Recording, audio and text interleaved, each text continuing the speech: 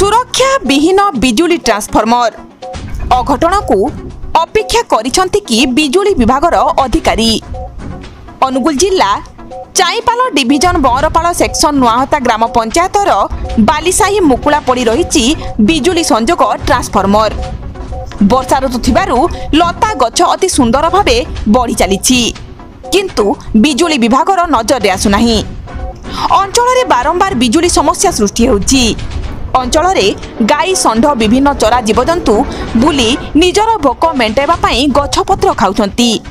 ए ट्रांसफॉर्मरटी नूतन market complex रो मात्र 5 foot दूर रे अछि। ट्रांसफॉर्मर को कोनोसी सुरक्षा व्यवस्था करबा को बिजुली विभाग भूली निद्रा रे सोई पड़िछि।